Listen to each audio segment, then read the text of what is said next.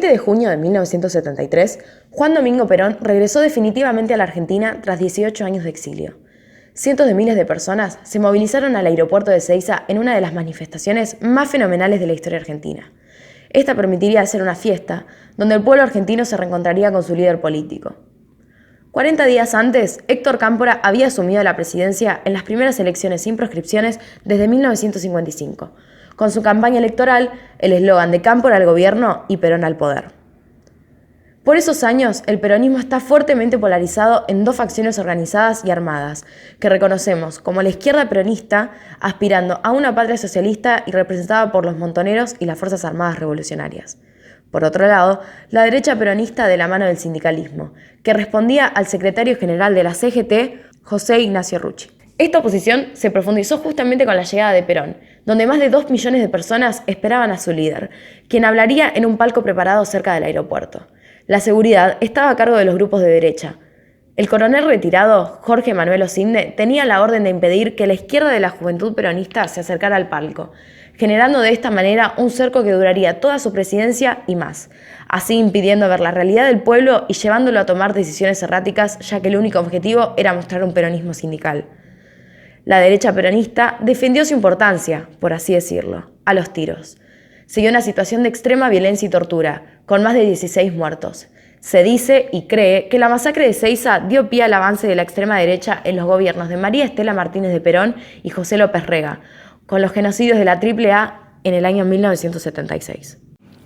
Para el año 1974, la relación de Perón con los montoneros y la izquierda peronista ya era inexistente, reiterando el cerco cegador de la realidad gracias a Isabel y al ministro López Ruega, representándose con claridad el 1 de mayo en la Plaza de Mayo.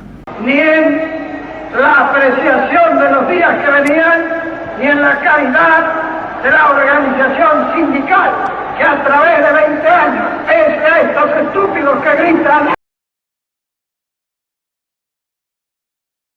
De acuerdo con las políticas económicas del año 1973, podemos observar una profunda restauración del capitalismo argentino, a partir de la propuesta en práctica de un ambicioso programa estructural que buscaba fomentar el desarrollo nacional, establecía una planificación integral de la economía y abarcaba múltiples aspectos de la vida económica.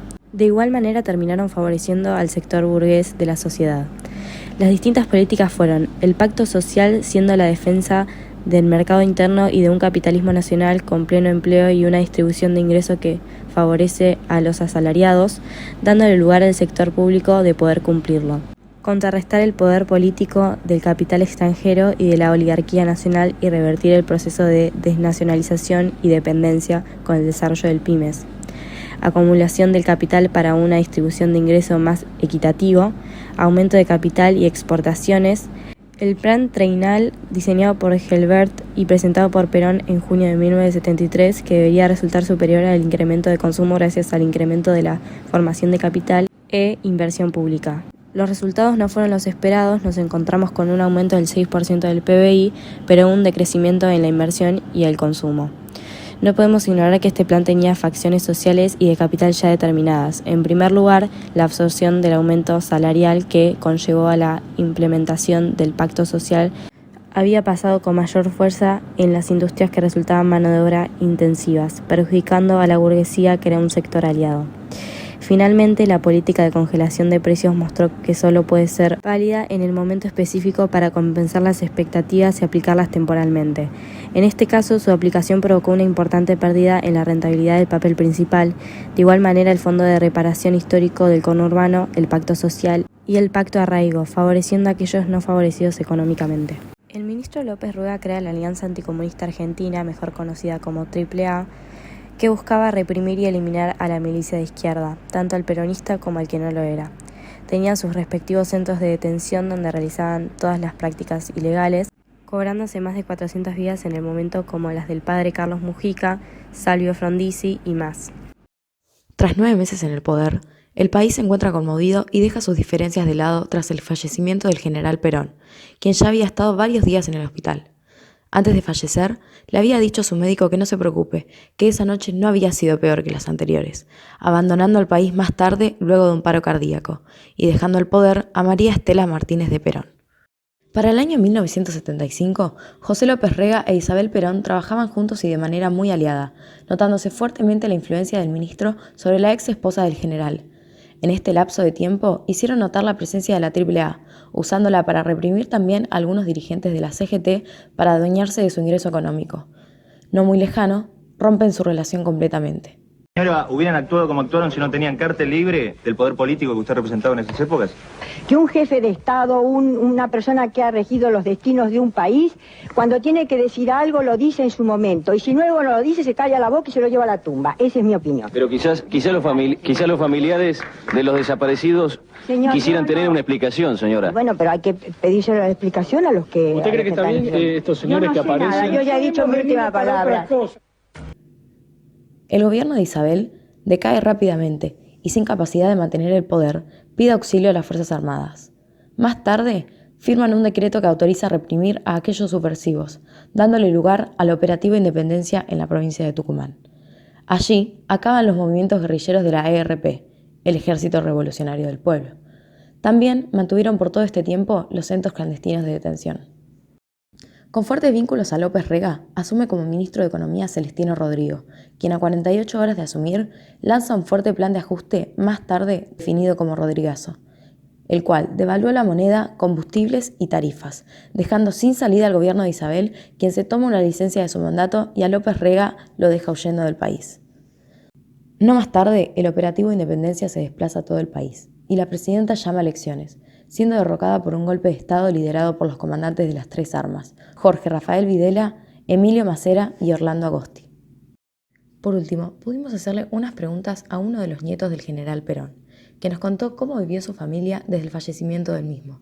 Alejandro Rodríguez Perón, sobrino nieto del general Perón. Quería referirme a la pregunta que me hicieron unas chicas amigas para un tema en la escuela, sobre la época de los militares, cuando derrocan a Isabel. Yo de esa época puedo hablar muy poco porque todo el mundo sabe lo que pasó. Lo que sí puedo hablar desde el punto de vista familiar es que para nosotros, para la gran mayoría, con el tiempo se fueron dando cuenta, y el gobierno militar arrancó el 2 de julio de 1974, o sea, un día después de morir el general, negociando con sindicatos, que después prohibieron, con intendentes, con sector del peronismo, con un sector del radicalismo, le hicieron pisar el palito a Isabel, la usaron durante los 2 años prácticamente de gobierno y quedaron ellos ante el clamor de todo el país pidiendo que se fuera, lograron que se fuera, la derrocaron, asumieron como los grandes salvadores y después todo el mundo sabe lo que pasó. Así que mucho más de eso no puedo explicarle. Lo que sí puedo decirle de manera personal, que en aquella época había que andar con los 2 documentos, o sea, con la cédula de identidad y el DNI. A la policía había que darle la cédula y al ejército el DNI, porque uno no aceptaba el documento del otro.